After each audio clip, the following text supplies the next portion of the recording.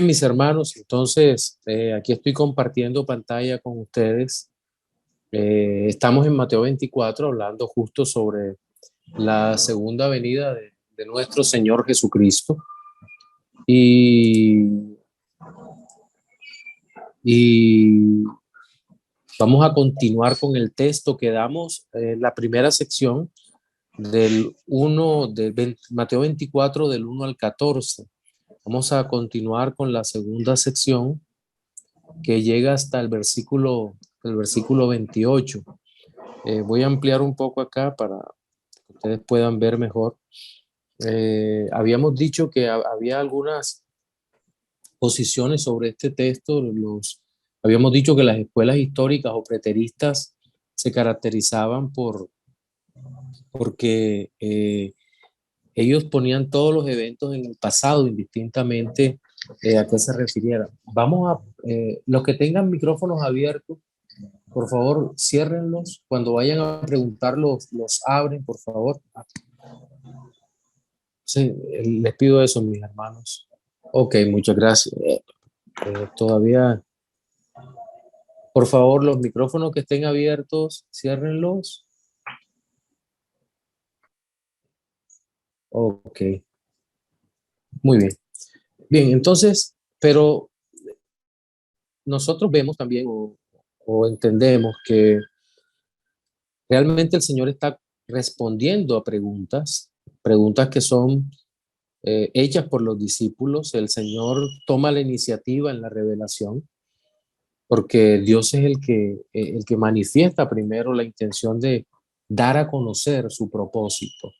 Ahora, lo da a conocer desde una perspectiva interesante, porque nosotros podemos ver que de ninguna manera es para satisfacer la curiosidad, sino por el propósito redentor. Jessic, por favor, cierra el micrófono, mi hermano. Gracias. Bien, entonces, el mismo Cristo, nuestro Señor, va a ir dando respuestas o revelando lo que tiene que ver con su segunda venida, pero con el propósito por el cual Él da a conocer su segunda venida. Es decir, no que sepamos cuándo, sino para que estemos vigilantes de su regreso, de su retorno a la tierra, y que cuidemos de poner por obra su palabra si hemos nacido de nuevo.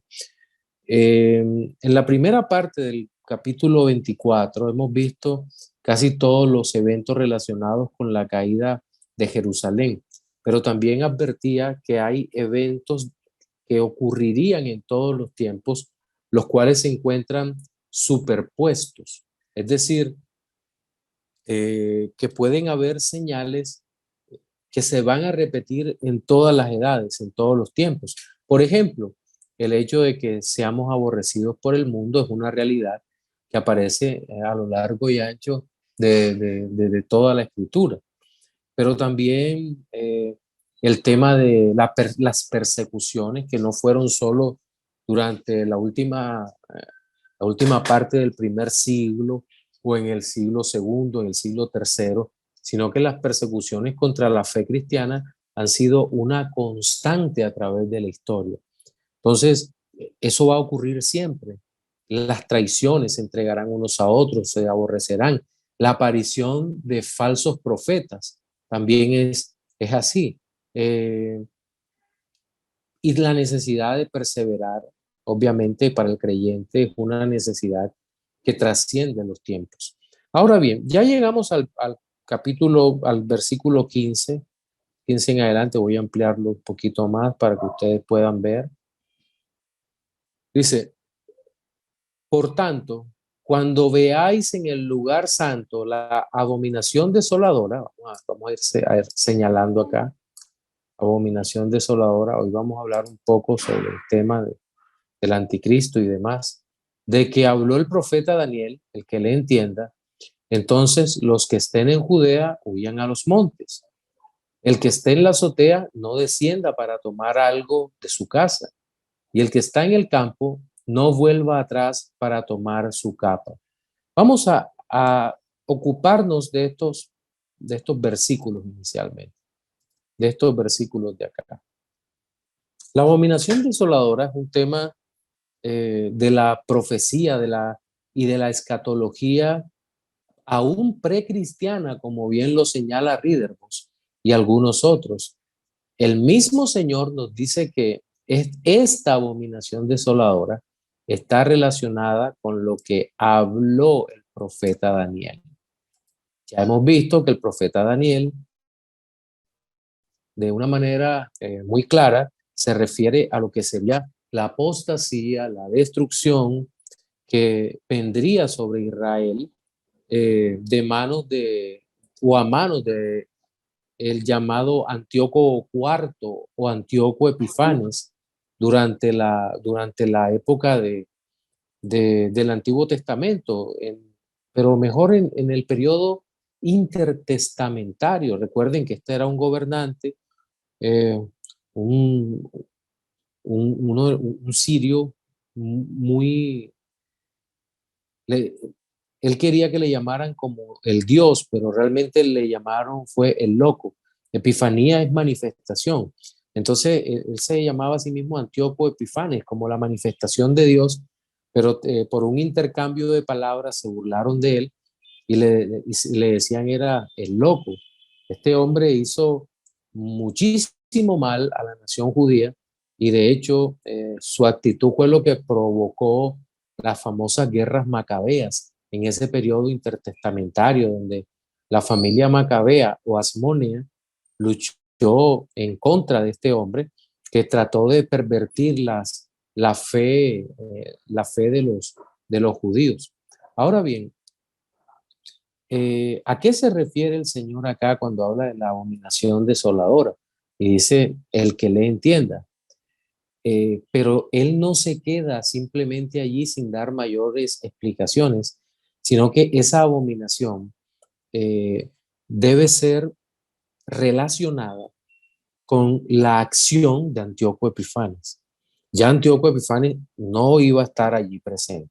Antíoco Epifanes lo tenemos que ver como un gobernante militar, como un emperador humanista, destructor, que trató de destruir a Israel. Es decir, que la persona que venía ahora a hacer daño, que venía a golpear al pueblo de Israel, tenía que tener características muy parecidas a las que tenía Antíoco Epifanes, es decir, una persona que trataría de destruir a los judíos.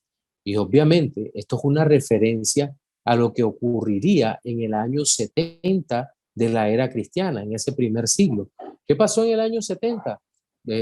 Casi todos ustedes lo saben, tal vez algunos no se acuerdan, pero en el año 70 ocurrió la guerra final o la batalla final de los romanos contra Jerusalén, en la cual los ejércitos romanos a cargo de Tito Vespasiano, hijo del emperador Tito, entraron para destruir el templo de Jerusalén y para destruir el muro y la ciudad y propinar un golpe y prácticamente cometer un genocidio contra Israel, contra el Israel impenitente que no se arrepintió. Entonces aquí estamos hablando eh, de una abominación que podía notarse, podía palparse en ese momento de la historia. Ahora, ¿cómo entendemos que fue una destrucción o una desolación que obviamente iba a acabar con todo por la forma como el Señor habla en los versículos que siguen? Mira lo que dice el versículo 16. Entonces los que estén en Judea huyan a los montes. Este, este es una parte interesante. Los que estén en Judea huyan a los montes. ¿Por qué? Jerusalén estaba rodeada de montañas y en esas montañas era posible esconderse. De hecho, se dice que en Israel de los que más se salvaron fueron los cristianos, porque los cristianos pudieron huir a una ciudad llamada Pela, o se escribe Pella, pero es una ciudad llamada Pela. en el año 70, porque solo los cristianos estaban apercibidos. Recuerden que el pueblo de Israel estaba embriagado por los triunfos que había tenido en contra de Roma, pues les habían propinado duras caídas a los poderosos ejércitos romanos. Pero los cristianos sabían que cuando empezó todo esto, ellos tenían que escapar y huyeron de Jerusalén y se salvaron de lo que ocurrió allá. Y todo lo que viene tiene relación con ese año 70 de la era cristiana. Los que estén en las azoteas no desciendan para tomar algo de su casa. Tienen las advertencias del Señor, no desciendan. Y el que está en el campo no vuelva atrás para tomar su capa. Seguramente el frío, escapar con frío era terrible. Escapar de la desolación que sobre Jerusalén estaba empezando a caer. Ahora siguen las advertencias. Bien, vamos a quitarle el amarillo hasta acá. No sé si hasta aquí hay alguna inquietud, alguna pregunta, mis hermanos.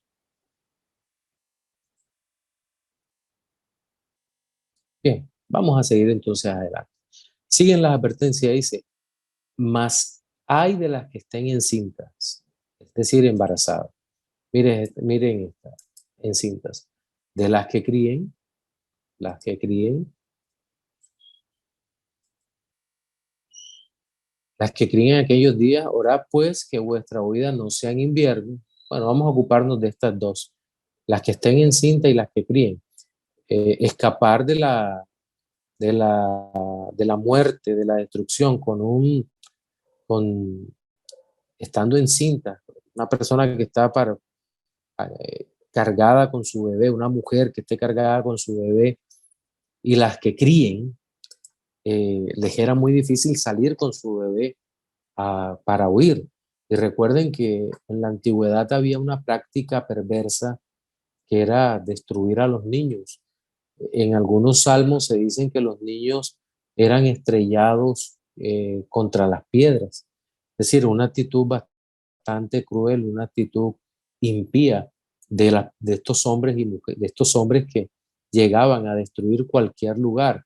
De hecho, los asirios y los babilonios y luego los medopersas eran muy crueles con los bebés, con los más débiles.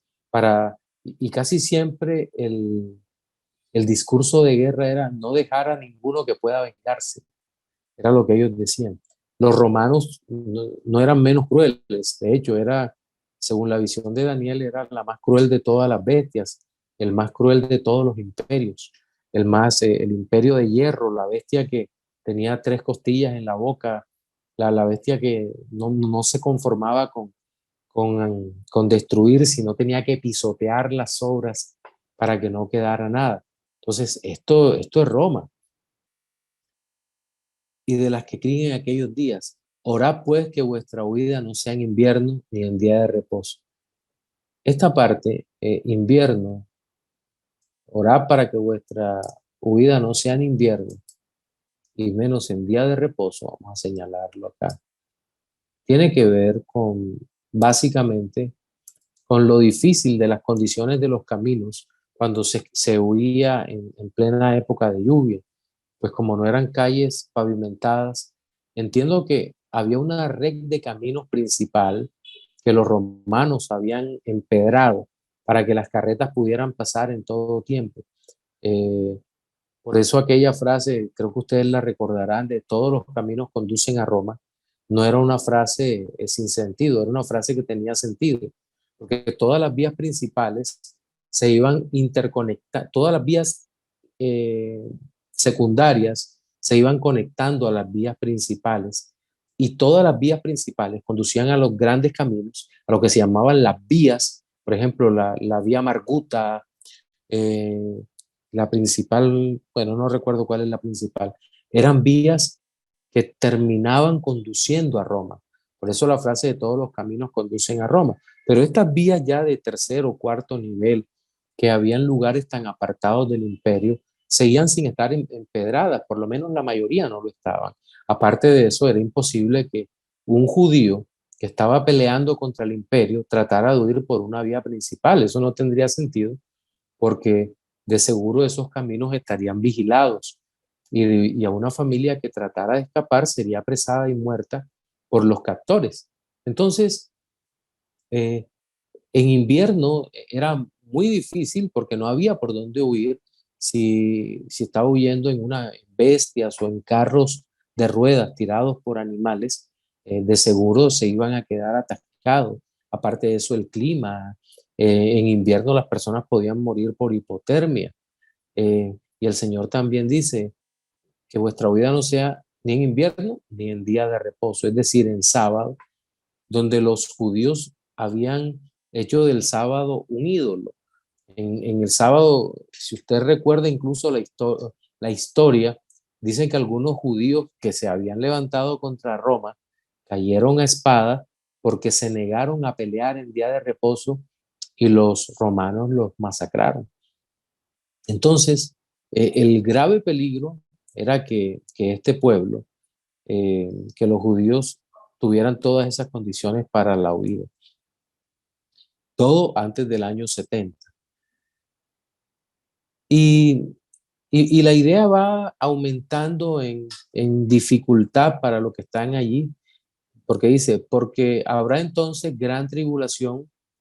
Esta palabra es bien importante porque en la escatología siempre se habla de la gran tribulación. Pero, me llama la atención, y permítanme poner esto en amarillo, cual no ha habido desde el principio del mundo ni la habrá. Y si aquellos días no fuesen acortados, nadie sería salvo. Pero por causa de los escogidos, aquellos días serán acortados. Bien, sobre esto se ha hablado, pero muchísimo, relacionado con la segunda venida de Cristo. Pero hay varios términos. Esta gran tribulación de la cual se habla aquí y que yo subrayé, que puse en negrilla, en rojo acentuado, y que habla que no ha habido desde el principio del mundo hasta ahora, ni lo habrá. El contexto histórico en que se encuentra, a pesar de que no toda la profecía se puede ubicar en un contexto histórico específico, pero esta profecía en particular, esta gran tribulación, está hablando de la destrucción de Jerusalén en el año 70. De manera que esta gran tribulación, como nunca ha habido ni habrá hasta ese momento, tenía que ver con la destrucción de Jerusalén, y el versículo que sigue, el versículo 22, también tiene que ver con ese contexto histórico específico. Esto de que los días serán acortados. Eh, acortados. Esta palabra, acortados, casi siempre ha sido aplicada o ha sido alegorizada mejor. Se ha dicho, mira, es que los días son más cortos, y casi siempre en la escatología premilenial dispensacionalista se dice, mira, es que los días son más cortos. No es que los días sean más cortos.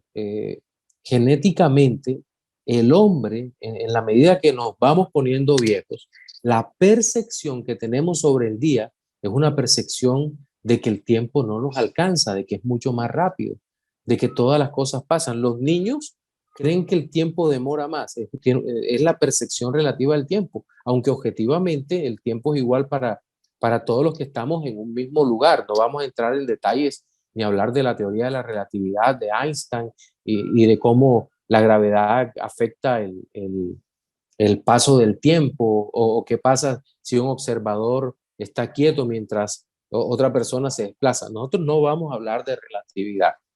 Aquí se nos está hablando de algo que es objetivo y que era palpable para la gente de ese tiempo. No es que ahora que el día dura menos, o que cuando ocurrió el maremoto del sudeste asiático en 2004, creo que fue 26 de diciembre de 2004, en ese maremoto, no, que la Tierra perdió velocidad y se desaceleró no sé cuántos nanosegundos, pero eso es imperceptible para nosotros como seres humanos. Entonces, ¿a qué se refiere con que los días fuesen acortados, o de lo contrario, nadie sería salvo? sino que por causa de los escogidos, esto es importante, por causa de los escogidos, aquellos días serán acortados. Nuevamente aparece la palabra acortados. ¿A qué se refiere eso? Edersheim dice que había en Jerusalén, creo que es Edersheim, en ese momento tres muros en Jerusalén. Es decir, los reyes acostumbraban poner una doble o a veces hasta triple fortaleza alrededor de las ciudades más importantes para que el enemigo no pudiera tomarla de inmediato. Y los, y los, y los, mm, y los muros eran fuertes, muy fuertes, uno tras otro. No eran cualquier muro que pusieran más débil el primer muro, más fuerte el segundo, no, sino que eran fuertes de salida. A veces hasta el muro más fuerte estaba al frente y los muros menores estaban adentro, pero eran muros muy, muy fuertes. Incluso a veces las ciudades, entre muro y muro, se construían casas, barrios completos, lo que hoy llamamos barrios o lugares donde podían vivir, porque allí se podían asentar en medio de los muros. Entonces, en esa época, al parecer, los gobernantes de Jerusalén habían descuidado, pero de una manera increíble, habían descuidado la edificación de los muros y quedaron fisuras muy grandes entre las paredes.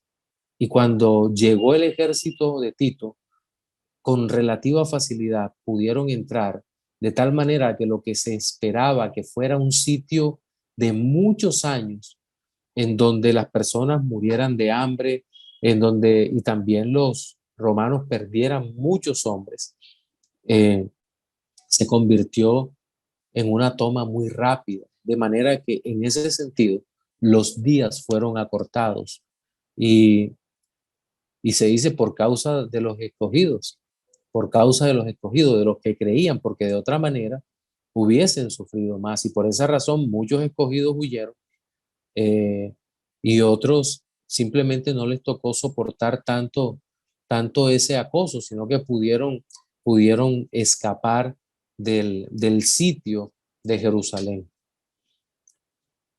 Bien, entonces hasta aquí vamos bien. ¿Hay alguna pregunta, alguna inquietud en esta parte de acá?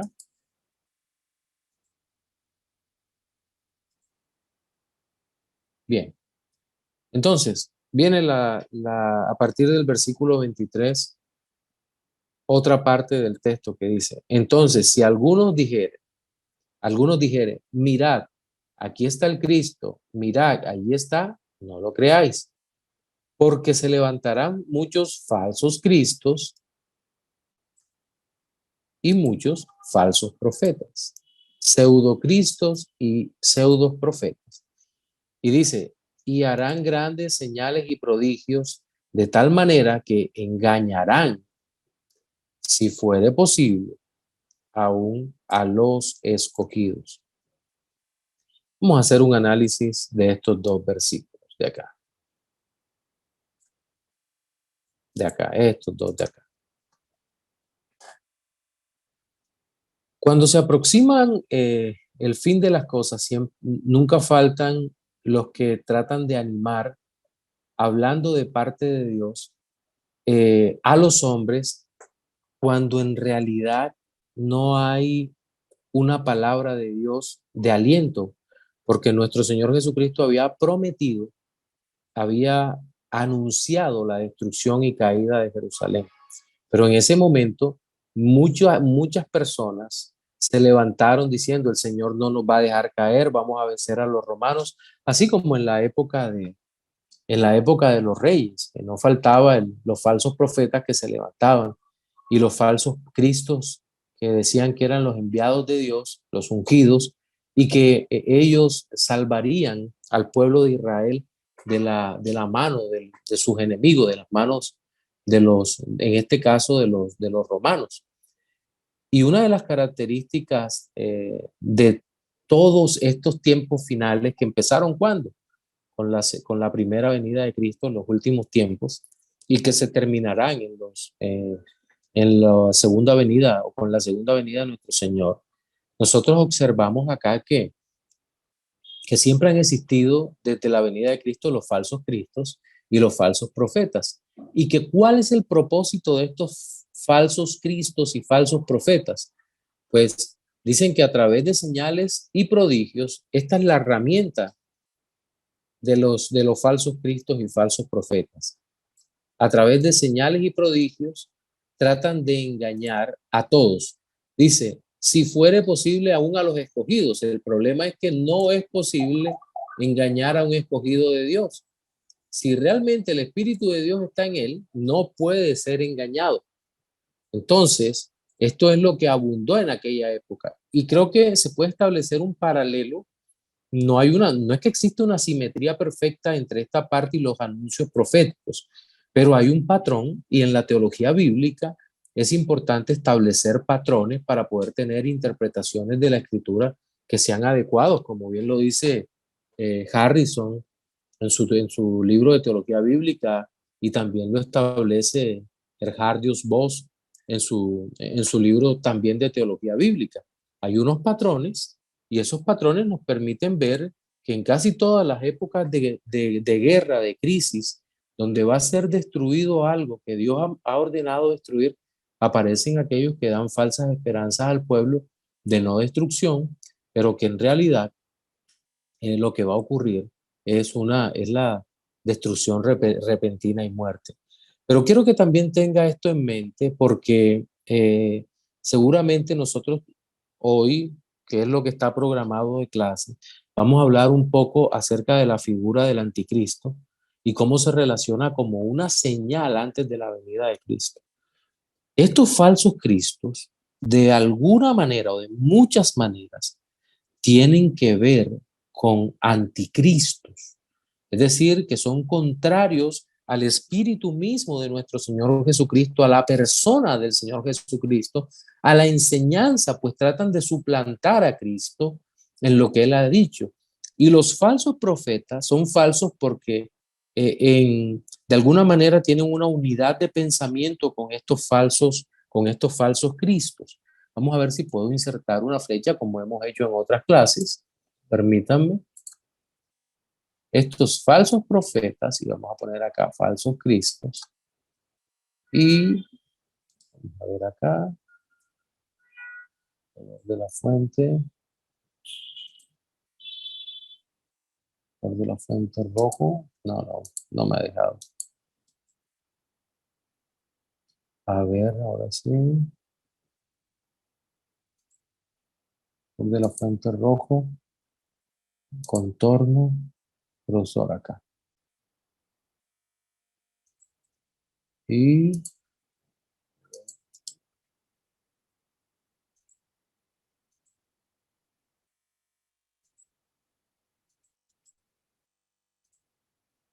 ahora sí creo que sí. Ok, aquí no se ve. Bien, ahí se ve, ahí se ve. Bien, entonces, los falsos profetas son quienes anuncian estos señales y prodigios engañosos de los falsos cristos. Señales, grandes señales y prodigios, de tal manera que engañarán. Es decir, aquí no se está hablando si la señal es falsa o cierta. Lo que se está diciendo es que harán señales y prodigios.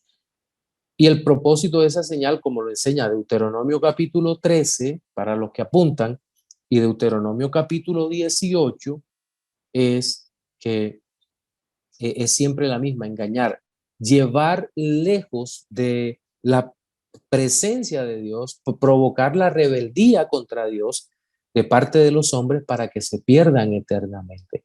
Esa es la labor de los falsos profetas en este caso. Entonces, nótese el cuidado que hay que tener en todo esto para reconocer a los falsos profetas y falsos cristos. ¿Alguna pregunta hasta aquí?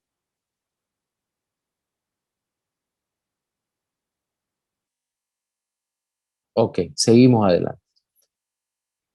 Sigue el Señor diciendo, ya os lo he dicho antes, así que si os dijeren, mirad que está en el desierto, estamos en esta sección de acá.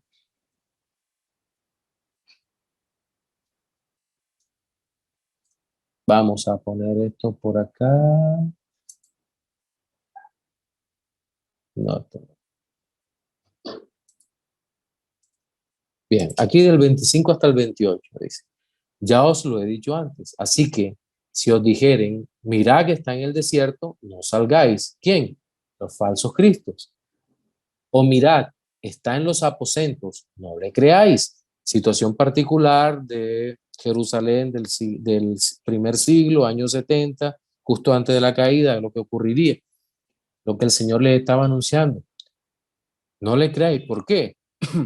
Porque, y aquí concluye nuevamente con algo que está superpuesto. Vamos a ver ahora la relación con que cada sección de Mateo 24 va cerrando con un anuncio del fin, con un anuncio de la venida de nuestro Señor, del Mesías, a pesar de que el contexto es la guerra o la destrucción en el año 70. Entonces, ya os lo he dicho antes, así que si os dijeren, mirad que está en el desierto, no salgáis, o mirad que está en los aposentos, no lo creáis, porque como el relámpago, y aquí viene el tema del fin, que sale del oriente como el relámpago. Miren lo que dice, como el relámpago que sale del oriente y se muestra hasta el occidente, así será también, y aquí sí hay un anuncio, la venida del Hijo del Hombre.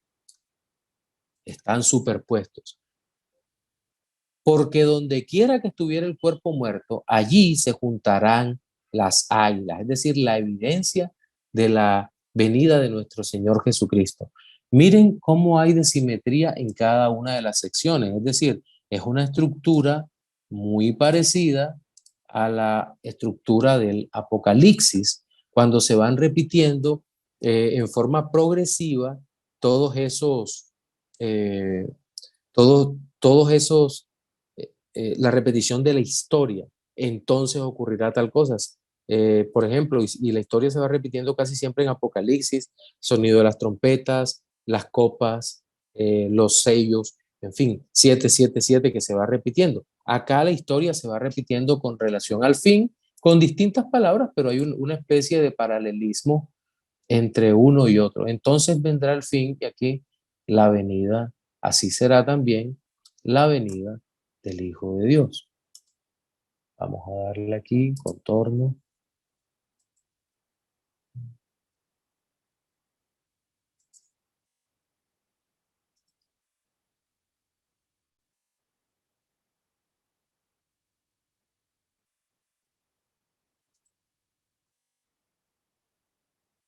Poner otro color aquí.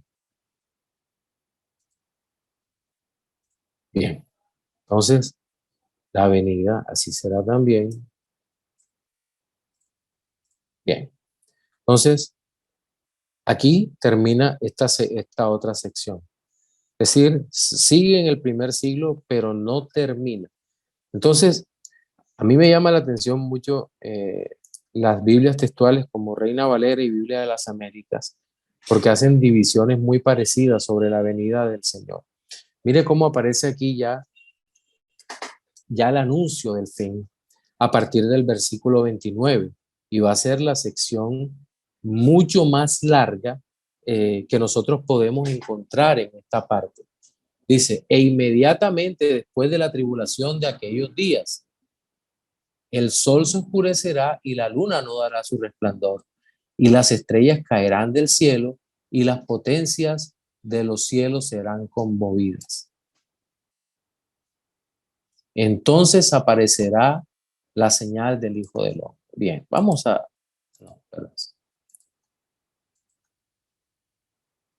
ya aquí el Señor entra en la siguiente pregunta, en el capítulo, en el versículo 3, vayamos hasta el 3.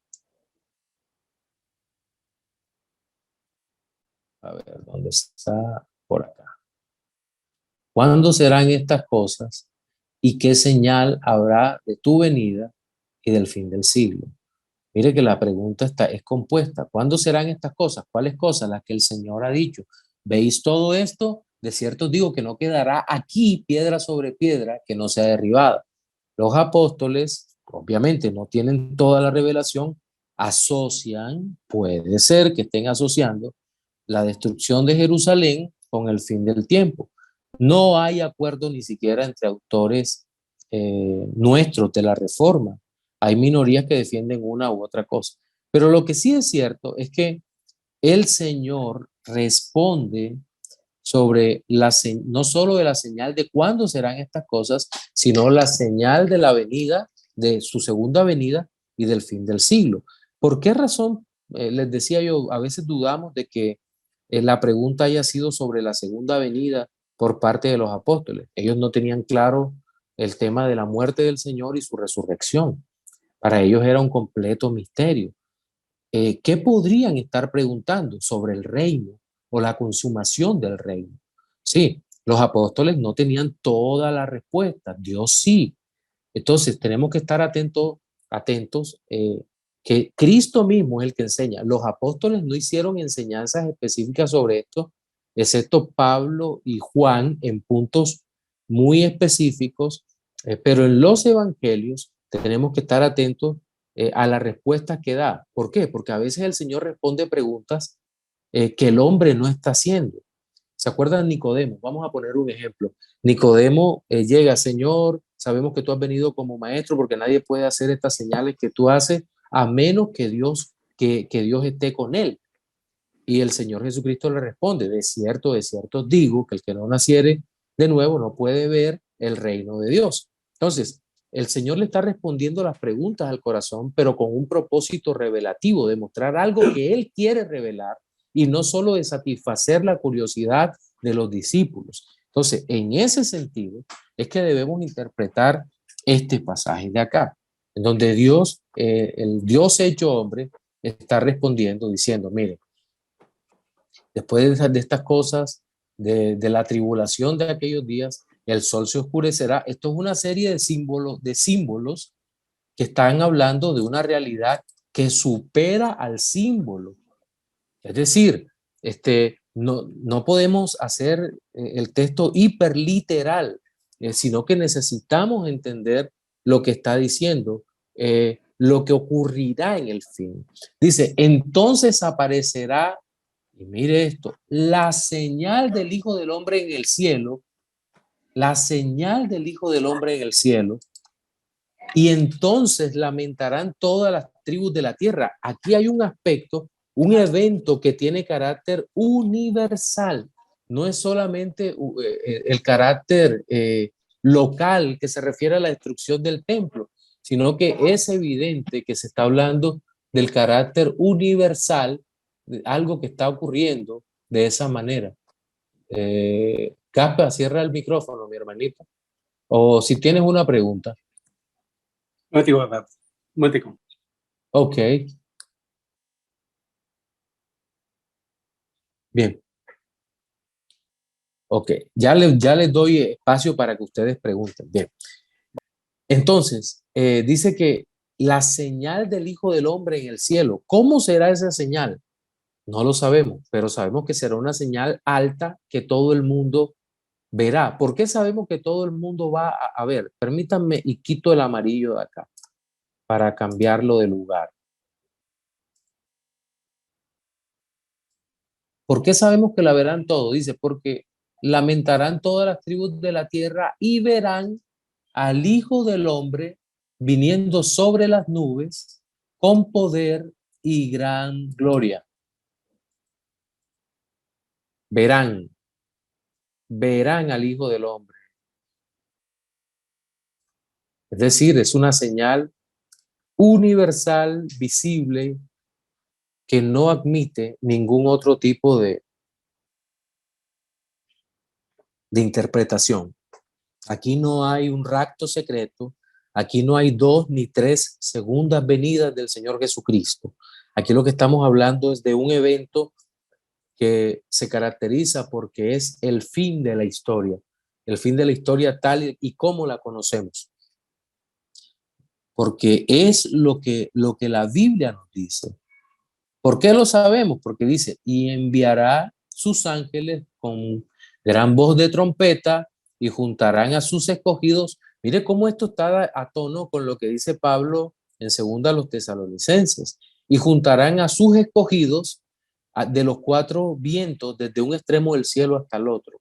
Entonces aquí no se trata de dar respuesta a nuestra curiosidad. Aquí lo que nosotros estamos observando con total claridad es que nuestro Señor está diciendo o hablándonos acerca de un evento glorioso, universal, poderoso, que es el fin de la historia, en donde los escogidos seremos tomados por Él en todos los lugares de la tierra, de un extremo hasta el otro, y este es, sin lugar a dudas, el fin de todas las cosas. Compare con Primera a los Tesalonicenses 4, que ya lo hemos estudiado, eh, del 17 en adelante, dice, luego nosotros los que vivimos, los que hayamos quedado, seremos arrebatados juntamente con ellos en las nubes para recibir al Señor en el aire y así estaremos siempre con el Señor. Por tanto, alentaos los unos a los otros con estas palabras. Entonces, todo el propósito de esto es que nos demos aliento unos con otros como hijos de Dios. Entonces, ¿hay alguna pregunta hasta aquí? Abrimos para inquietudes. Hoy han estado callados, me sorprende porque todos ustedes son bastante inquietos. Buenas noches. Hola, mi hermano, ¿cómo Pastor, estás, ¿cómo Gapa? está? Bien, Bien, gusto gracias, bien, gracias a saludarte. Dios. Sí, es para, no sé si es pregunta o comentario, usted me da, me confirma si es verdad la explicación del versículo Mateo 24, ya le digo un momentico, voy a buscar que se me borró aquí la hoja. Ajá. Mateo 24, que dice que donde está el cuerpo muerto, ahí se juntarán las águilas. Ajá. Ese versículo, algunos teólogos lo interpretan que el cuerpo muerto es Jesucristo cuando murió y las águilas es la iglesia. Es decir, que cuando murió Cristo, mucha gente de diferentes partes llegaron a buscar el anuncio de la muerte y la resurrección de Cristo. Entonces no sé si usted está de acuerdo con esa interpretación de que hacen Yo la he visto, incluso hay algunos que son teólogos serios y apuntan en esa dirección. En el contexto, vamos a ver dónde está el cuerpo. 14, 20, aquí está 28. Ajá. Mira desde dónde viene. 27 dice, porque como el relámpago que sale del oriente y se muestra hasta el occidente, así será también la venida del Hijo del Hombre. Mira que la introducción del versículo es una explicación de lo que antecede. ¿Te das cuenta de ese porqué que acabo de señalar ahí? Sí, claro. Entonces, esto es una estructura completa, son porqués añadidos a todo lo que viene, a todo lo que viene narrando el Señor. Ya os lo he dicho antes, así que esto es una explicación también. Así que si os dijeren, mirad que está en el desierto, no salgáis, mirad, están los aposentos, no lo creáis, porque una explicación como el relámpago, es decir, la venida del Señor Jesucristo será algo repentino, como un relámpago que sale del oriente y se muestra al occidente y se muestra hacia el occidente. Así será también la venida del Hijo del Hombre. Es decir, este pasaje tiene que ver con esa venida del Hijo del Hombre y con la reunión de la iglesia, con la reunión del cuerpo. Entiendo que puede haber otras interpretaciones, pero esto es lo que está a tono con lo que se dice acá. Es una explicación que se introduce a todo lo que viene diciendo el Señor. Donde quiera que estuviera el cuerpo muerto, allí se juntarán las águilas. Lo que pasa es que el uso de estas figuras a veces como uno queda sorprendido porque como las águilas son animales de rapiña, que atacan a los desperdicios, dice, pero ¿cómo es posible que la iglesia o los hijos de Dios sean comparados con estos animales, y sobre todo que es un animal impuro de la ley, ¿cierto? Pero entonces el Señor usa las metáforas con una libertad que solo Él tiene. Recuerdan que Él dice, sé prudentes como serpientes. Y tú dices, ¿cómo así que como serpientes? Yo me acuerdo que una vez en la iglesia donde yo estaba, un hermano se molestó porque yo cité el pasaje. Yo dije, pero si el Señor lo dice en el Evangelio, sé prudentes como serpientes. Me dice, no, porque ese es un animal inmundo que no está en la ley. Y cuando le mostré el pasaje, se quedó sorprendido y que, ay, no lo había visto. Y sobre todo en ese contexto. Fíjate que el Señor también a veces usa la levadura para hablar de pecado, pero otras veces para hablar de la extensión del reino. Es decir, que ahí eh, el Señor, por ser Dios, se toma las libertades que solo Él puede tomarse. Y nosotros tenemos que estar atentos al tono en que se narra esto, Gaspa. Gracias, Pastor, gracias. Con Excelente. todo el gusto, mi hermano. ¿Alguien más? Pastor, por acá. Jonathan. Sí, es para hacer como un aporte acerca del tema de las águilas. Y es Ajá. que en realidad no se refiere al águila que nosotros conocemos. De hecho, las versiones, otras versiones de la Biblia, no, perdón, no dice águila, sino buitres, refiriéndose Ujú. obviamente a que el buitre es un animal de rapiña, porque sabemos que el águila, sí, más que todo es un animal cazador que de vez en cuando se alimenta de rapiña, pero en realidad cuando la Biblia habla de águila, en realidad la traducción correcta es buitres, que es el animal por Que excelencia. corresponde allí. Esa clave, exacta. Era como para aclarar ese Ok. pedacito. ¿Y alguna interpretación relacionada con esto, Jonathan? ¿No? ¿Algo que quieras añadir ahí? No. No, no, así está bien. Listo, mi hermano. Bien. Entonces, bueno, ahora miren cómo cada sección va concluyendo con la venida de Cristo. Aunque fuesen eventos en el pasado, en ese momento serían relacionados con el futuro.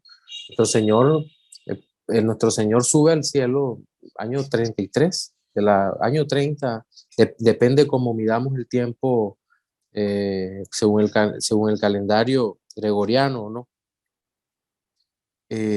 Pero el Señor está hablando del futuro, es una profecía batídica y por eso va escalando el tema de la venida. Luego dice, de la higuera aprended la parábola, de la higuera. El Señor se había referido a Israel como la higuera, ¿verdad? Cuando ya su rama está tierna y brotan las hojas, entonces vamos a subrayar acá, higuera. Higuera aprended la parábola, es decir, el Señor está usando esto para que aprendamos. Cuando ya su rama está tierna y brotan las hojas, sabéis que el verano está cerca. Así también vosotros, cuando veáis todas estas cosas, conoced que está cerca a las puertas. De cierto os digo que no pasará esta generación, y con estas palabras vamos a tener eh, que recordar las primeras clases. No pasará esta generación hasta que todo esto acontezca. El cielo y la tierra pasarán, pero mis palabras no pasarán. Bien, la generación, mucho es lo que se ha discutido sobre esta parte, que si la generación era la que duraba 25 años o 40, la generación que se perdió en el desierto, que si es 40, bueno, si era 40 años no hay problema, porque justo cae en el año 70 y no pasó esa generación hasta que todo eso aconteciera, es decir, la destrucción del templo de Jerusalén. Y el Señor pone el sello, el cielo y la tierra pasarán, pero mis palabras no pasarán. Entonces, ¿a qué se refiere esto? ¿A la segunda venida de Cristo o a la destrucción de Jerusalén? Bien, esto es una expresión enigmática que algunos eh, premileniales dispensacionalistas usan para decir, miren, eh, esta generación habla de que alguna manera Cristo vino. No, en alguna manera esto pasará, es decir, la destrucción del templo, pero si la generación se refiere a mundo, al presente siglo malo, ¿se acuerdan de la primera clase? Entonces, entendemos que en esta parte se refiere a que no pasará este mundo hasta que todo esto acontezca. De hecho, el evento de la parucía de nuestro Señor Jesucristo es lo que marca o lo que pone el sello muy fuerte sobre todo esto de la realización o la consumación de todas las cosas. No me acuerdo si es en Biblia de las Américas, Mateo, que aparece, no sé si ahí es donde aparece la misma palabra. Permítame un segundito. Vamos a abrir acá para la nueva Biblia de las Américas. Aquí está. 34. 34. ¿En qué Biblia? No, también habla de generación. Generación. Permítame, busco el texto en griego un segundito, que no lo saqué en mis notas. Disculpen.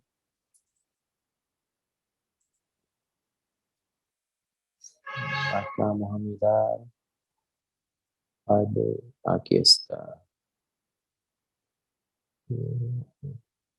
A ver, vamos a ver cuál describe. Stephanus, New Testament. Vamos a mirar acá. 34.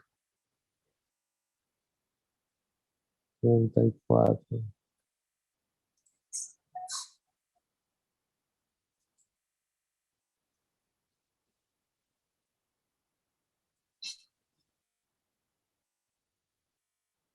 A ver.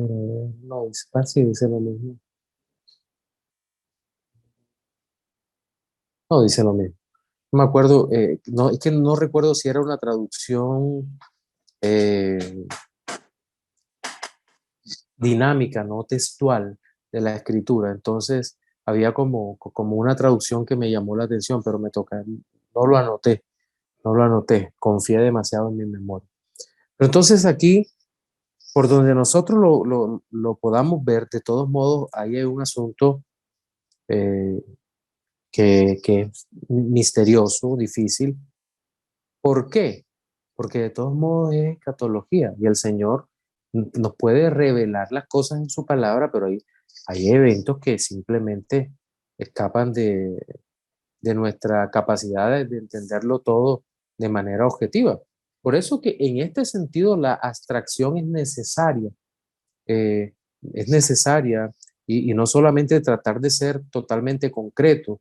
Hay a veces caemos en una especie de, de pensamiento que fluctúa, pero no a causa del texto bíblico, sino a causa de nuestra propia incapacidad de entender todas las cosas. Luego viene y dice lo que hemos visto, pero el día y la hora nadie lo sabe, ni aun los ángeles, sino solo mi Padre. Mas como en los días de Noé, así será la venida del Hijo del Hombre. Porque como en los días antes del diluvio estaban comiendo y bebiendo, casándose y dándose en casamiento hasta el día en que Noé entró en el arca, y no entendieron hasta que vino el diluvio y se los llevó a todos, así será también la venida del hombre. Entonces, estarán dos en el campo, el uno será tomado y el otro será dejado. Dos mujeres estarán moliendo en un molino, la una será tomada y la otra será dejada. Velad pues, porque no sabéis a qué hora ha de venir nuestro Señor.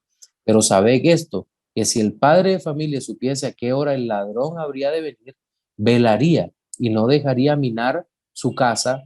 Por tanto, también vosotros estad preparados, porque el Hijo del Hombre vendrá a la hora que no pensáis. Varias cosas. Primero, el día y la hora nadie lo sabe, ni el Hijo, ni aun el Hijo. Solo mi Padre. Esto es importante, ya lo habíamos visto en otro pasaje. Es decir, es un evento que solo Dios sabe. Ningún hombre puede hacer el cálculo de cuándo vendrá el Señor. No, solo sabemos que vendrá. ¿Cuándo? No, y no sabemos qué falta por cumplirse. También sabemos que será la segunda venida de Cristo de forma repentina. ¿Por qué lo sabemos? Porque nos habla de que será algo como los días de Noé. Miren acá. ¿Cómo vino el diluvio a la tierra? Repentino. Así será la venida del hombre. Porque como en los días antes del diluvio, Noé, los días antes del diluvio, ¿qué estaba ocurriendo? Los hombres estaban eran totalmente indiferentes a la voz del Señor, totalmente indiferentes. Estaban comiendo y bebiendo.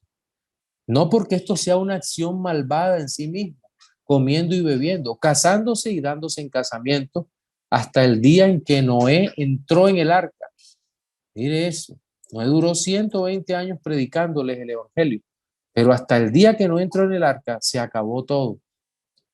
¿Por qué la crítica sobre esta actitud de comer y beber? Porque no tenían en cuenta a Dios, porque no escucharon el evangelio.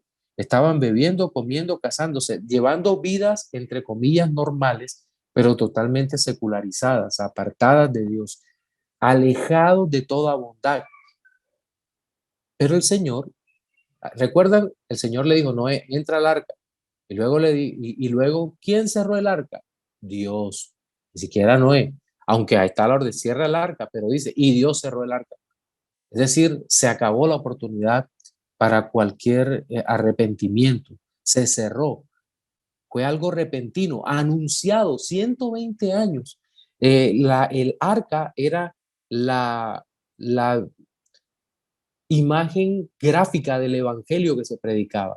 Ahí hay un arca de salvación para el que quisiera entrar, pero evidentemente los hombres muertos en los delitos y pecados, con el corazón totalmente corrupto, no podían entrar al arca. La oferta era genuina, la oferta de salvación, salvados de esta perversa generación. Pero ¿qué pasó? Era genuina, pero no entendieron. Y dice, y no entendieron hasta que vino el diluvio y se lo llevó a todos. Miren, vino el diluvio y se lo llevó a todos. Así será también la venida del Hijo del Hombre. Entonces, será repentino, como en los días de Noé, hasta que vino el diluvio. Entonces, un asunto repentino, un asunto que no sabemos cuándo, un asunto que sucederá, que es ciertísimo, eh, pero que será, pero que eh, será repentino, será repentino. Entonces estarán dos en el campo. El uno será tomado y el otro será dejado. Entonces aquí vamos a encontrar estos opuestos, tomado, dejado. Dos mujeres estarán moliendo en molino, una será tomado, dejado. Tomado, dejado. ¿Por qué es importante este contraste? Porque nos dice que en la venida del hombre, en la venida del Hijo del Hombre, hay un aspecto de selección, de elección que se manifiesta. Tomar, dejar, tomar, dejar. Y luego vienen los aspectos de exhortativos éticos. Velad, pues, porque no sabéis la hora que ha de venir nuestro Señor. Mire, la hora nadie lo sabe. Y ahora nos dice, no sabéis la hora. Nadie. Es decir, nadie puede hacer una declaración en el sentido como muchos han hecho, como hablábamos la clase anterior, y hablábamos de los hombres que lastimosamente se han aventurado a dar su opinión. Nadie la sabe, nadie sabe la hora. Mire cómo se relaciona esto.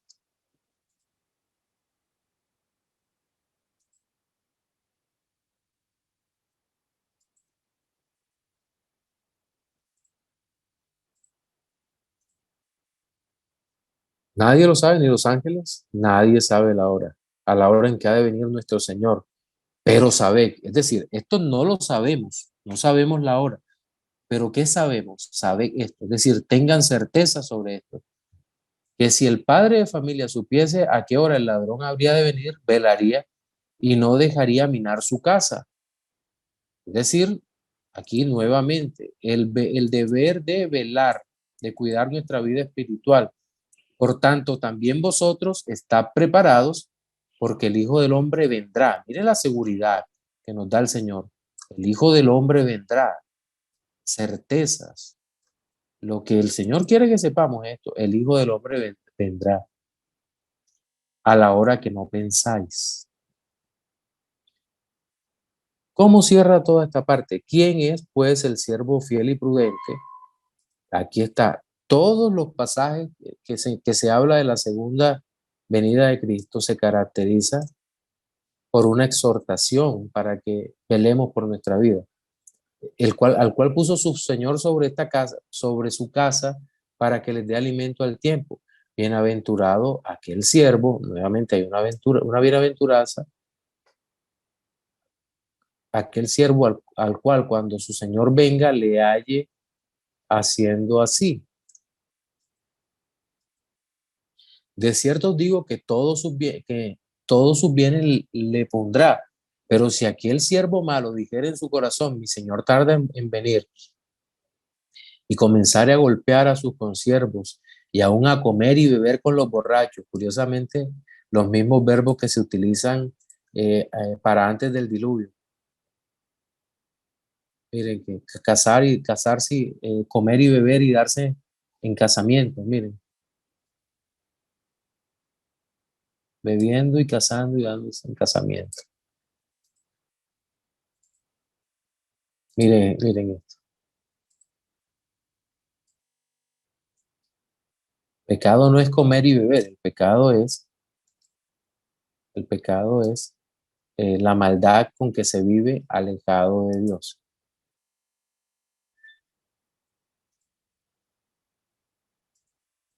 El pecado como se vive alejado de Dios. O sea, comer y beber y andar con los borrachos. Es decir, la actitud contraria a la santidad de Dios. Vendrá el Señor de aquel siervo en día en que éste no espera y la hora que no sabe, y castigará duramente y pondrá su parte con los hipócritas. Así será, allí será el lloro y el crujir de dientes. ¿Preguntas hasta acá antes de irnos a nuestro break de hoy?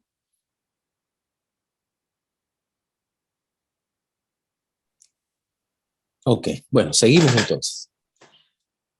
Decíamos o hemos hablado, nos hemos metido en el tema más importante de toda la escatología, que es el regreso de nuestro Señor Jesucristo. Es decir, es algo cierto, ciertísimo, y por esa razón podemos tener certeza de la venida de nuestro Señor Jesucristo. Bien, el apóstol Pablo todavía nos va a arrojar más claridad sobre este evento, escribiéndole a los tesalonicenses. Pero creo que en este texto de la segunda carta hay unos aspectos a considerar que son importantísimos para el entendimiento del evento de la segunda venida de nuestro Señor. Algo estaba perturbando a los hermanos en Tesalónica, y el apóstol Pablo, inspirado por el Espíritu de Dios, empieza a aclarar.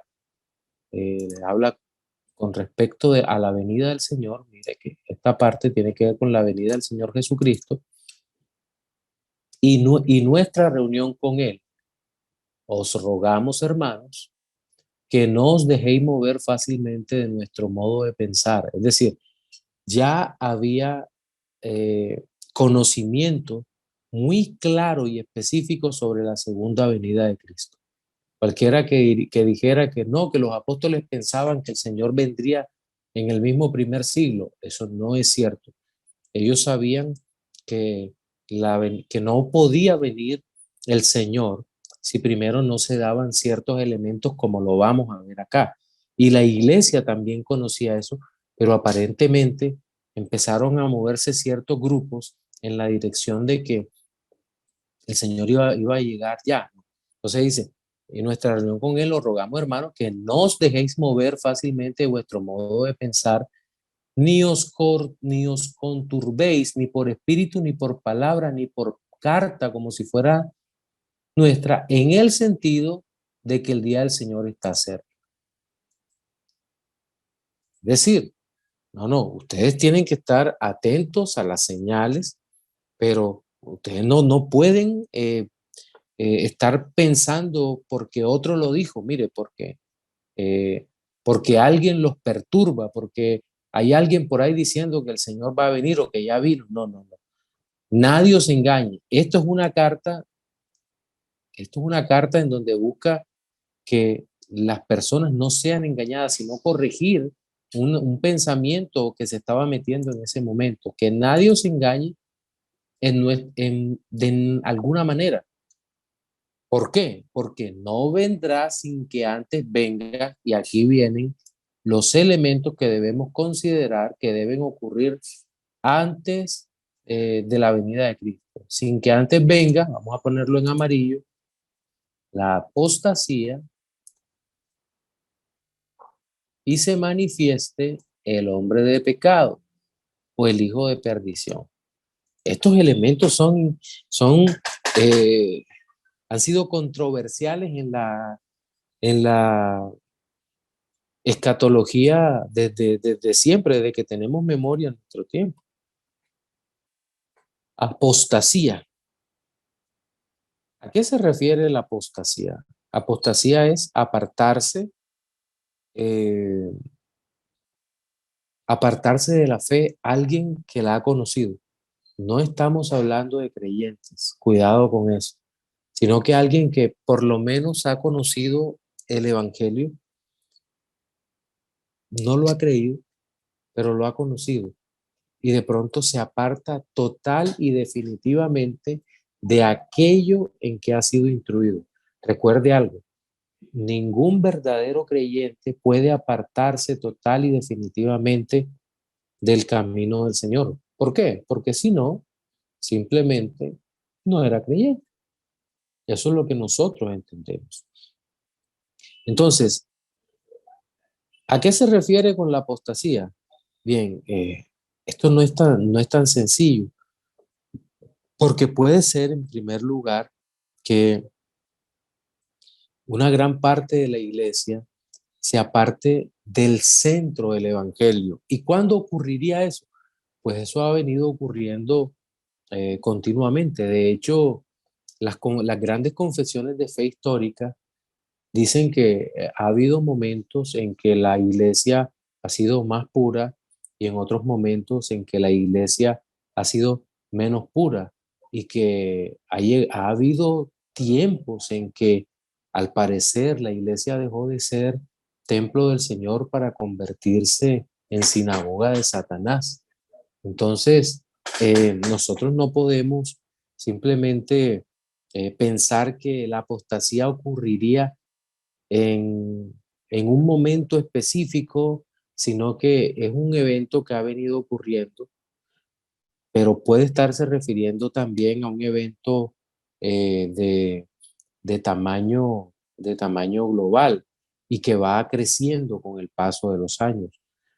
Puede ser, pero en todas las épocas ha habido apostasía, como les decía, como lo que y también lo vemos en el libro de Apocalipsis, sobre todo en las cartas a las 7 iglesias, capítulo 2 y capítulos 3 del Apocalipsis.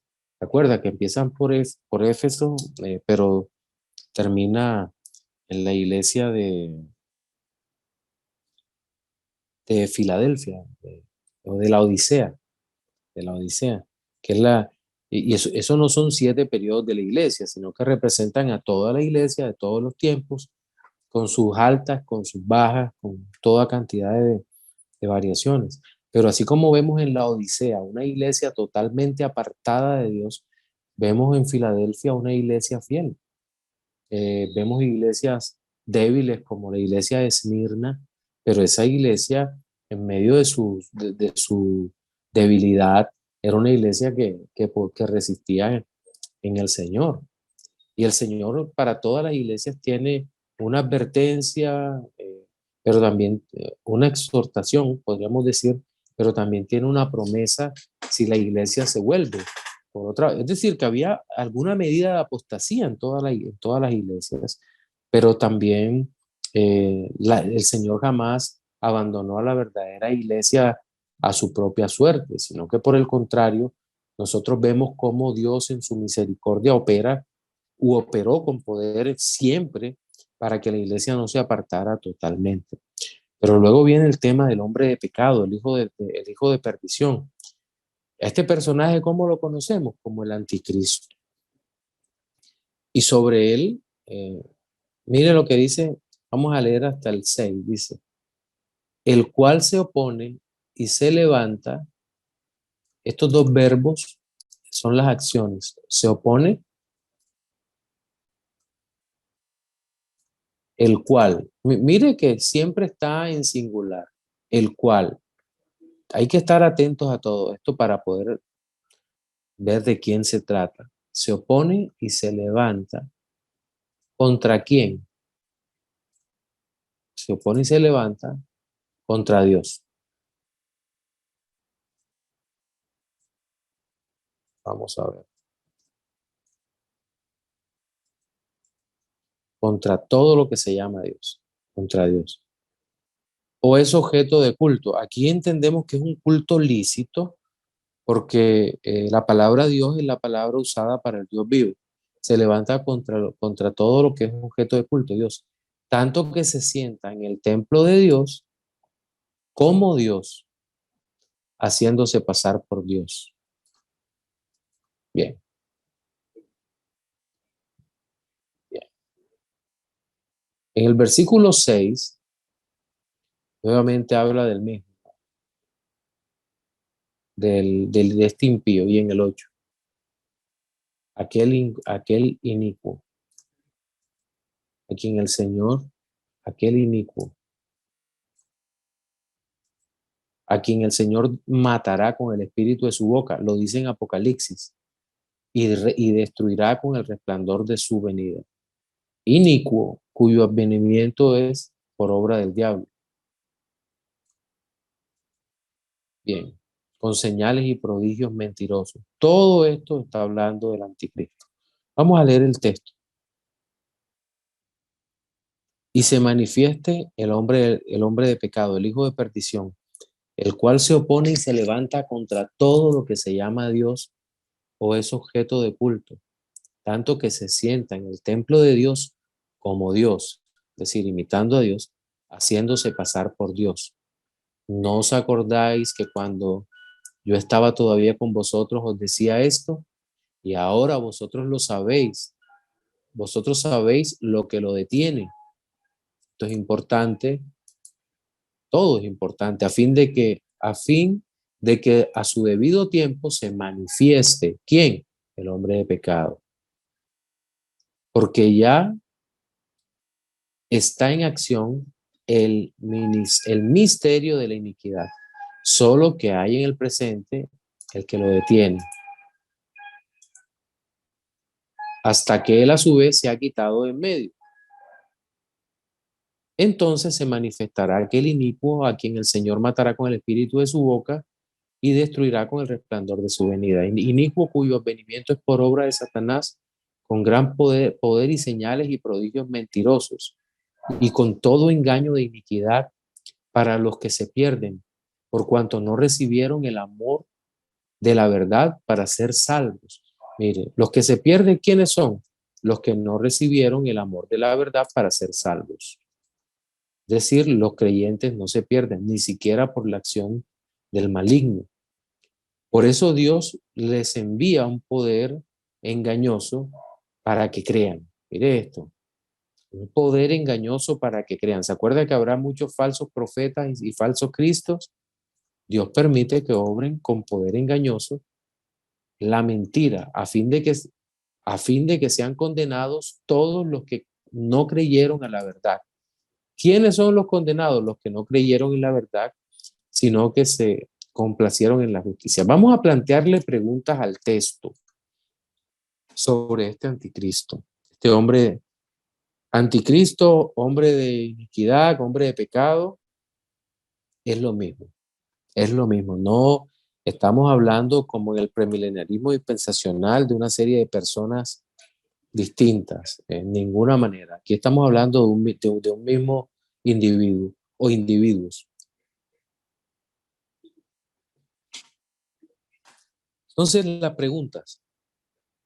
Esta es una pregunta que nos tenemos que hacer. ¿Es una persona o muchas personas o es un ministerio? ¿A qué se refiere cuando habla de hombre de iniquidad? ¿De qué está tratando? A veces las ideas en la Biblia pueden ser expresadas en plural, aunque se refiera a un singular, o viceversa. Por ejemplo, a veces dice, el hombre no contenderá mi espíritu contra el hombre, dice el Señor, porque su pensamiento es de continuo el mal. Ahí no está hablando de un hombre en particular, está hablando de todo el conglomerado de la raza humana caída, pero se refiere al hombre. Entonces, hombre de iniquidad podría estar revelando a muchos hombres de iguales características, y no solamente a un ser malvado que aparezca al final de los tiempos. ¿Por qué lo decimos? Porque si usted ve la progresión en, en la, en la perspectiva profética de hombres que tuvieran estas características, lo vamos a encontrar siempre. Ahora, no necesariamente que sea el más malvado, sino el que ejerza más resistencia contra Dios en un contexto determinado y en una situación determinada. Pongámoslo en perspectiva para que lo entendamos. Antíoco Epifanes, Antíoco IV, en ese momento Daniel profetizó contra él. Vendrá un malvado que es así, así, tendrá estas características. ¿Y qué fue lo malo que hizo este hombre? Sí, seguramente es un genocida, perverso, lo que nosotros queramos, pero seguramente hubo reyes asirios que fueron peores que él en cuanto a la matanza. Pero ¿cuál es el problema de estos hombres? Su relación directa con la oposición al pueblo de Dios y a Dios mismo. Ese es el asunto que tenemos que considerar. Trasladémoslo a la época del primer siglo. Leímos ahora Mateo 24. Esa idea, pongámosla allí. Las características de este hombre. No pensemos solamente en términos políticos o de gobierno, sino de oposición a Dios. Tito Vespasiano, ¿qué hizo? Destruyó Jerusalén, destruye el templo y de muchas maneras luego se levantan y persigue a la iglesia eh, años después, dos décadas después. La iglesia es perseguida por el Imperio Romano, pero no pensemos en el Imperio Romano en una sociedad etérea, sino hombres. Por eso se habla de las persecuciones de Diocleciano, Vespasiano y Domiciano, eh, y otras tantas que hubo, que trataron de acabar con la iglesia del Señor. Entonces, todos estos hombres que se levantan de manera particular contra Dios son los que nosotros podemos considerar como figuras de anticristianas, pues decir, porque van en oposición directa a Dios. Mire lo que dice el texto, es una de las características de este anticristo, el cual se opone y se levanta contra todo lo que se llama Dios, en ese sentido. Y seguramente en la historia habrá muchos anticristos porque se levantan contra la iglesia.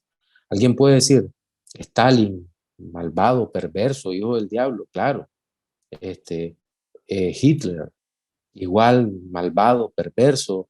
O el hombre este del Pol Pot o Kim Jong-un o cualquiera de estos hombres, son hombres perversos, malísimos, sí, persiguen la iglesia. Bueno, cuando persigue la iglesia sí hay una manifestación anticristiana que es totalmente eh, visible, es decir, se levanta contra Dios.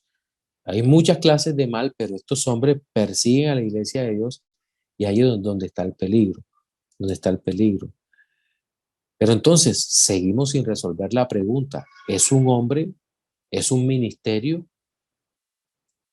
Ridderbos, en su libro El pensamiento del apóstol Pablo, nos presenta los extractos de escatología más claros que el apóstol Pablo usaba para referirse a, eh, al anticristo. aunque Pablo nunca usa la palabra anticristo. La palabra anticristo la usa es el apóstol Juan en su primera carta, ¿cierto? Pero aquí Pablo me llama la atención porque cuando habla de la manifestación del hombre de pecado, utiliza la palabra parusía, parusía.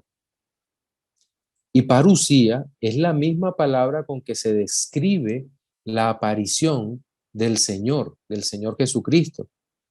Pero en este caso nosotros vemos que hay una oposición, un contraste, una guerra contra el Señor. Eh,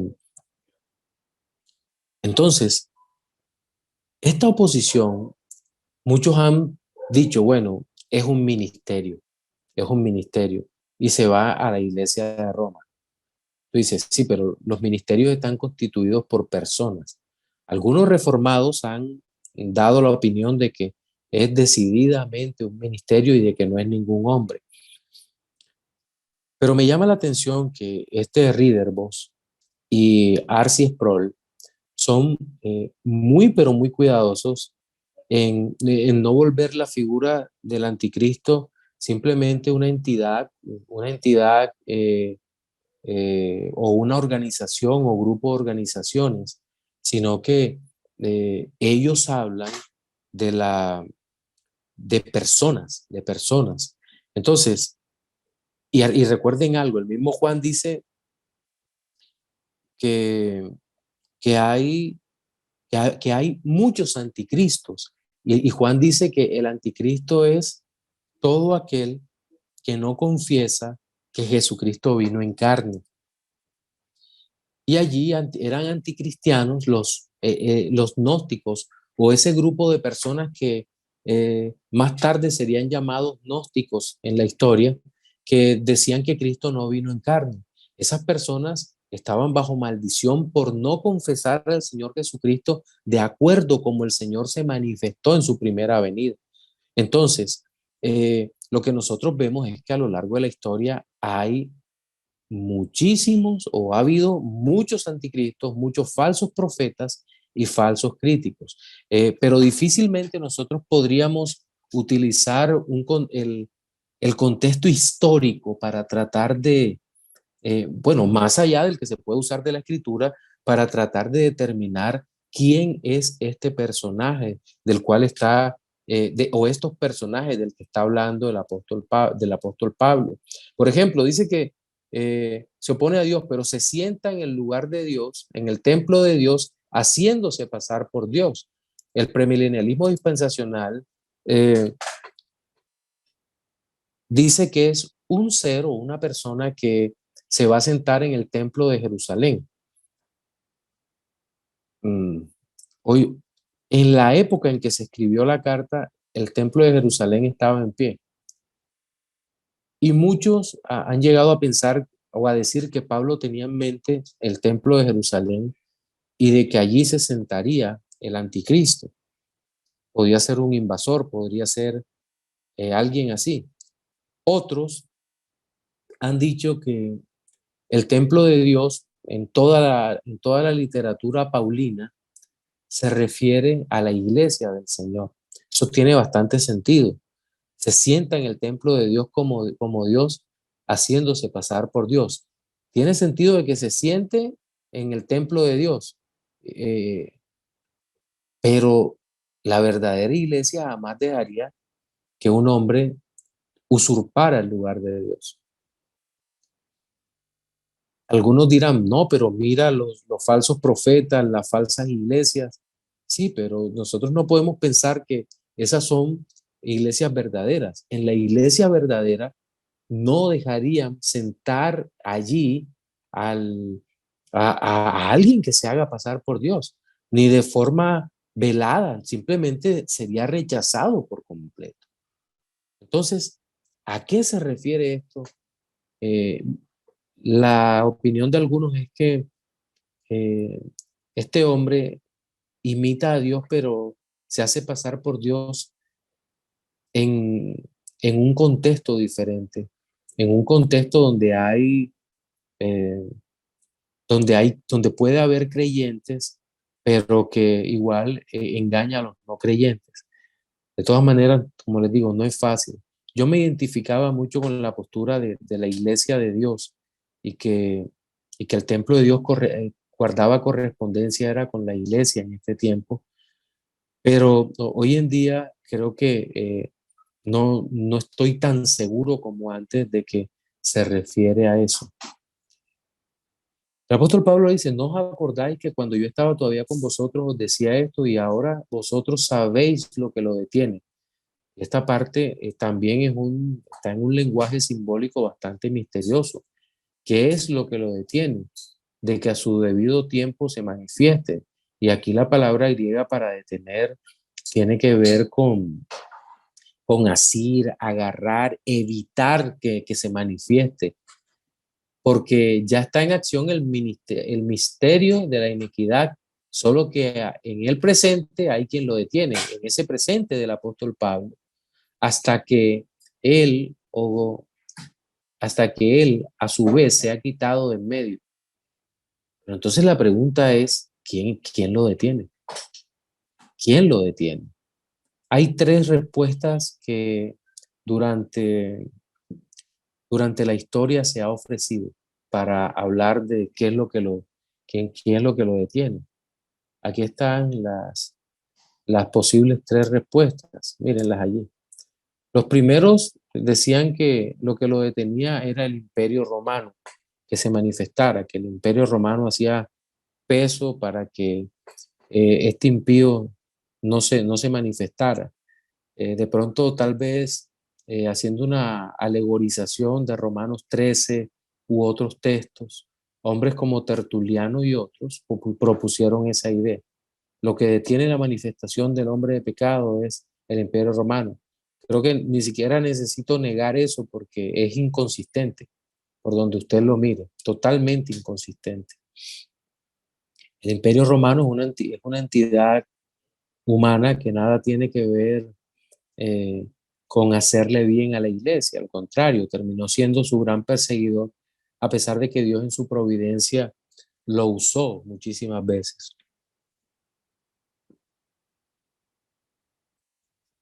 Bien, otros han llegado a decir que es la predicación del Evangelio, entre ellos Juan Calvino, y ahora en su mayoría algunos posmilenialistas que todavía sobreviven, que piensan que hasta que el Evangelio sea predicado a todo el mundo, luego será quitado.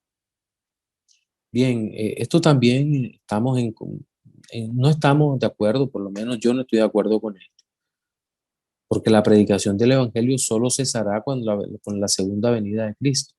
Esto no tiene y si es con la segunda venida de Cristo, luego no tiene que ver con lo que lo detiene, ¿cierto? Más bien me atrevería a afirmar que lo que aquí se está hablando es un poder sobrenatural de Dios por una razón, porque este inicuo, este hombre de pecado o anticristo, se levanta con un poder y una capacidad de engaño que ni los imperios, ni las naciones, ni la iglesia misma están en capacidad de detener, sino solo el poder de Dios. Los premilenialistas dispensacionales dicen que lo que lo detiene es la iglesia, pero que una vez en el rapto secreto sea quitada la iglesia, entonces el anticristo se manifestará y operará engañando a mucha gente. Pero ¿qué necesidad tiene el anticristo de engañar si ya los tiene engañados? Si ya el diablo tiene engañado a esas personas, como un contrasentido esa parte. Pero estamos hablando de un poder sobrenatural. eh, Creo que es el poder de Dios que detiene al hombre de pecado para que no manifieste y engañe eh, a a los creyentes, porque los escogidos, ¿se acuerdan? Como dice Mateo 24, falsos profetas y falsos cristos que engañarán si fuere posible a los escogidos, pero no es posible porque el poder del Espíritu de Dios opera en los corazones nuestros para que no seamos engañados. De tal manera que no es por una acción nuestra, sino por el poder del Espíritu Santo, la saturación de su palabra bendita en nuestras vidas, que nosotros no somos engañados. Entonces, ¿cuándo será liberado este hombre de pecado? Bueno, cuando Dios quiera y su acción será terrible. Y estoy hablando en futuro, ¿por qué? Porque es muy probable que una manifestación final y terrible de un anticristo aparezca en el mundo, aparezca en el mundo. Los hombres están ávidos, deseosos de una persona que sea así.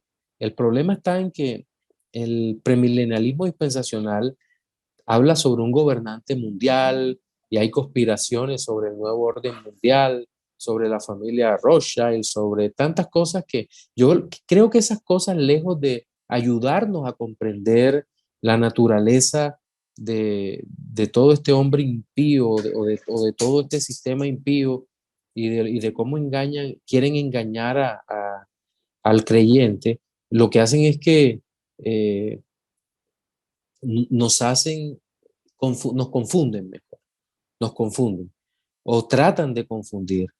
En cambio, creo que la Biblia es clara en este sentido y, y nos advierte debemos vivir en este tiempo. Ahora, ¿cuál es la suerte que le espera a este impío? Dice, bueno, una vez el Señor quite lo que lo detiene, entonces se manifestará. Aquí es donde le digo que aparece la palabra parucía. Y por eso es que puede ser un gobernante, no, una persona que lleve a muchos a la perdición a través del engaño. Aquel inicuo a quien el Señor matará. Pero aquí, mire cómo el Señor matará. Entonces, esto nos hace pensar que es una persona con el espíritu de su boca y destruirá con el resplandor de su venida. Inicuo cuyo advenimiento es por obra de Satanás con gran poder y señales y prodigios mentirosos. Aquí es donde entendemos que las señales y prodigios que en Mateo aparecen profetizadas son señales y prodigios mentirosos, no son verdaderos y con todo engaño de iniquidad para los que se pierden. Mire quiénes son engañados, igual que en Mateo capítulo 24, se reitera, para los que se pierden, por cuanto no recibieron el amor de la verdad, es decir, no eran cristianos para ser salvos, no recibieron el amor de la verdad, Dios no los capacitó, no les dio su amor.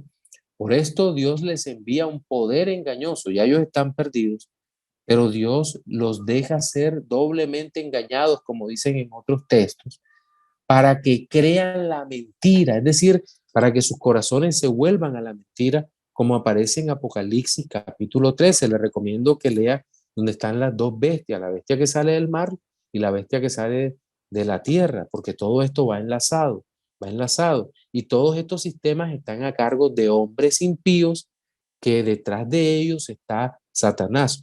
Tal vez uno de los errores que se cometen dentro de la fe reformada es minimizar la acción del maligno que sigue operando. Sabemos que sí, que fue derrotado por nuestro Señor Jesucristo, pero sigue operando con mucho poder, haciendo muchísimo mal en aquellos que no pertenecen al Señor. Eh, a fin de que sean condenados los que no creen, los que no creyeron a la verdad, sino que se complacieron en la injusticia. Entonces, el inicuo engañará a los que son o están bajo el poder de él, a los que no recibieron la verdad, que no son salvos, serán doblemente engañados, pero el Señor eh, matará a este impío con el poder de su venida. Bien, mis hermanos, preguntas hasta acá. Pastor, buenas noches nuevamente.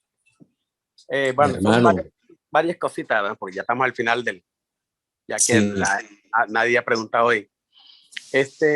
Una vez yo recuerdo que estábamos discutiendo el pasaje ese que dice, porque ya está en acción el misterio de la iniquidad. Solo que hay quien al presente lo detiene. Ya usted lo dijo, yo también me identifico que es el Espíritu Santo, el poder sobrenatural de Dios. hasta que él a su vez se ha quitado de en medio. Esa fue la controversia. Hasta que él se ha quitado. Ahí está hablando del Espíritu Santo o del inicuo, porque después dice, y entonces se manifestará aquel inicuo. O sea, pareciera que estuviera diciendo que ahí no se refería hasta que se ha quitado el inicuo, sino porque él va a aparecer. Entonces, sí, la controversia que se presentó en aquel entonces, que yo hice ese curso, fue respecto a si el Espíritu Santo es quitado, no, que el Espíritu Santo va a ser quitado en la gran tribulación, y eso tampoco puede ser, porque ¿quién va a predicar la palabra de Dios en la gran tribulación? Entonces, ahí está el debate, pastor. Lo que pasa, Gaspar, es que sí, yo no creo que se ha quitado el Espíritu Santo. Yo tampoco, sí, claro. sino el poder que lo detiene. Sí, pero entonces ahí cuando dice él, hasta que él a su vez se ha quitado, ¿a qué se refiere? Sí, el poder, lo que lo detiene, pero no es el Espíritu Santo. Es que yo me identifico con Ridderbos, en el sentido de que aquí se habla de un poder sobrenatural que lo detiene, no el Espíritu Santo. Aquí difiero obviamente, con el premilenialismo dispensacional. Claro. Entonces, creo que es un poder del Espíritu de Dios que evita que se manifieste. Espérate aquí, déjame. Vamos a mirar segunda los Tesalonicenses. Tesalonicenses 2:7.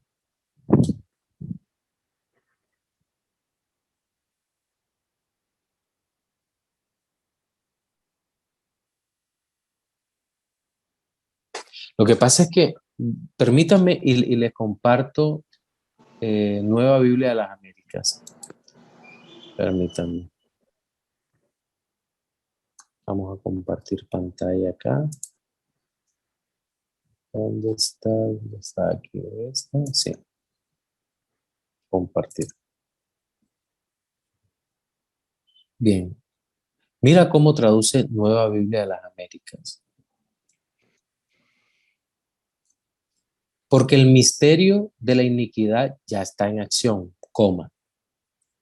Solo que aquel que por ahora lo detiene, lo hará hasta que él mismo se ha quitado de en medio. Está clarito. Sí, pero mira que no puede ser el Espíritu de Dios. ¿Por qué?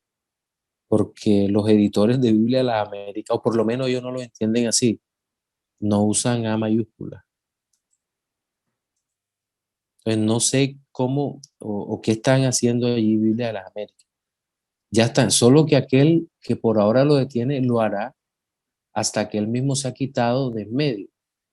Entonces yo creo que es el poder, porque sigue obrando. Entonces será revelado ese impío a quien el Señor matará con el espíritu de su boca y destruirá con el resplandor de su venida. Déjame ver si está la Nueva Biblia al día aquí.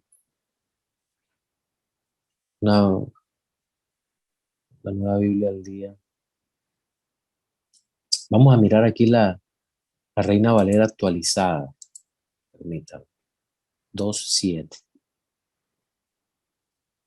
Porque ya está obrando el misterio de la iniquidad. Solamente espera hasta que se ha quitado de en medio el que ahora lo detiene. Mira este. Miren este. Sí. ¿Te das cuenta? Esta versión de Reina Valera actualizada es muy buena. Más clara. Solamente espera hasta que se ha quitado de en medio el que ahora lo detiene. Sí. Entonces, ¿te das cuenta? Sí. Bien. Sí. Bueno, Entonces. Bueno, sí, bueno, no sé, pastor, si no hay otra pregunta de alguien, puedo continuar con un comentario que también le iba a hacer. Dale, mi hermano. Sí, bueno, el siguiente. Satanás siempre ha imitado mucho a Dios en todos los aspectos. Eso siempre se ha dicho, reformado y no reformado. Y existe lo que se llama la trilogía satánica, que es el dragón, que es Satanás, el hijo de perdición, el anticristo, que es Cristo, en este caso sería Dios, Cristo, que es el hijo de Dios, y el falso profeta pues lo asocian con el Espíritu Santo. Bueno, en ese orden de ideas, no se podría pensar de que cuando dice el libro de Juan que dice, y vendrán muchos hijitos míos, vienen muchos anticristos, es como si fuera la prefigura de Cristo que también existió en el Antiguo Testamento. Por ejemplo, Hitler, Antíoco Epifane IV, que roció sangre de cerdo en el altar en la época de Macabeo, Hitler, etcétera, etcétera. Esos espíritus son como prefigura lo que es el personaje que va a venir, como un personaje como tal singular, prefigura. A ver, Y cómo es. Sí, vamos a en orden. responder en orden. Sí, es que en Sí, esa claro. parte, Gaspar, yo no estoy de acuerdo con esa idea de la trilogía del anticristo, el falso profeta. Ok, No ok. estoy, No está. no estoy de acuerdo. Entonces me quedaría muy difícil responder desde algo que no estoy identificado con eso. Sí creo en ese tipo de, pero no de figuras, sino que son elementos que van creciendo en maldad hasta llegar a un personaje definitivo. Puede ser un personaje definitivo en la historia que se manifieste como un anticristo terrible, con un poder engañoso y una capacidad que puede engañar más de la cuenta y que no necesariamente es un gobernante, como nos han dicho, no, un israelita de la tribu de Dan, porque la tribu de Dan no aparece en Apocalipsis ni nada de eso, no, sino que realmente no sabemos de dónde viene, pero es un ser humano peligroso que viene por acción perversa del enemigo de nuestras almas.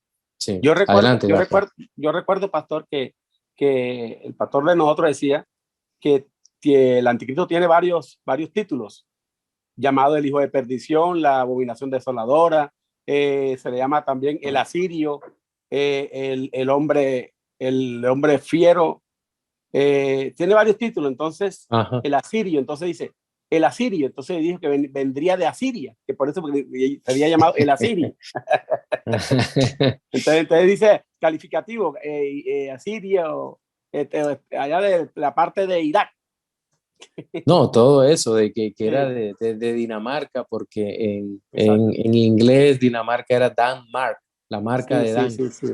Entonces, no, se dijeron tantas cosas, pero Mm. la manera más segura de entender la escatología es pegados al texto y teniendo en mente este tema de las dos edades. Ricardo, mi Correcto. hermano, gusto saludarte. Adelante. Buenas noches, Pastor. ¿Cómo está todo? Hombre, bien, mi hermano.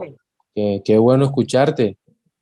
Eh, Pastor, en el tema del poder que detiene a este inicuo de pecado, Ajá. yo estuve, ¿qué día fue leyendo o escuchando un comentario referente a este poder que pues decía de que ese poder puede ser la democracia que hoy en día hay de los gobiernos, que ahora mismito, como está el tema de la democracia en los gobiernos, no permite, o sea, permite como que algo frena muchas cosas, como el comunismo, como todo Ujú. aquello que hace. Entonces, leí en el comentario que cuando se quite esa democracia que hay actualmente en los países a nivel mundial, va a venir como que ese tema del hombre de pecado, como colocando un solo gobierno autoritario, porque pues en la Biblia muestra como si fuera algo como que autoritario, como lo que vemos actualmente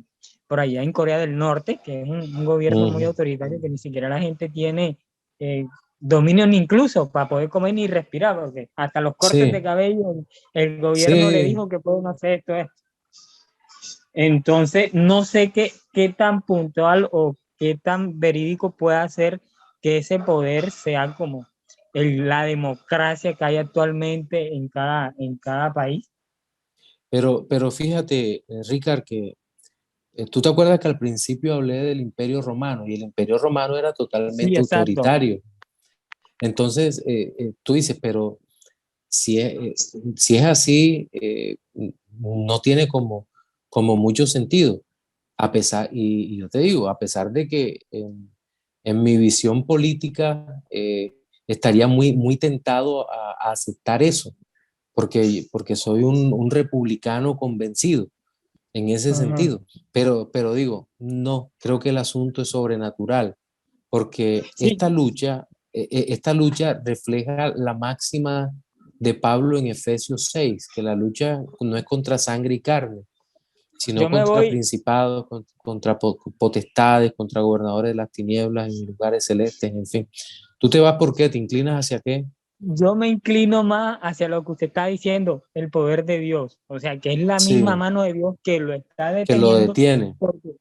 Exacto, porque humanamente no hay un humano, o sea, hablando de creación, Ujú. de que Que pueda lo hacerle pueda frente detener. al, lo pueda detener frente a Satanás, porque obviamente Satanás fue creado Claro. con poder, fue creado con tal, y nosotros no. Entonces, no Ujú, creo que nosotros como un ser humano sea capaz de detenerlo. Yo considero que es el mismo Dios que lo ujú. está deteniendo con su mano, porque el único que lo puede tener, que es el Todopoderoso, es Dios.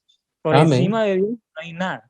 Entonces yo Así es. también me inclino por esa, por ese pensamiento de que es el poder de Dios que detiene a Satanás, y cuando ya Dios quite su mano, Sí, ya se él manifestará el se inicuo. manifestará, que Dios ya le Sí, dice, bueno, te voy a dejar, así como le dijo cuando le dijo a Satanás, bueno, te he entregado todo en las manos tuyas de Job, pero ojo, la vida es mía.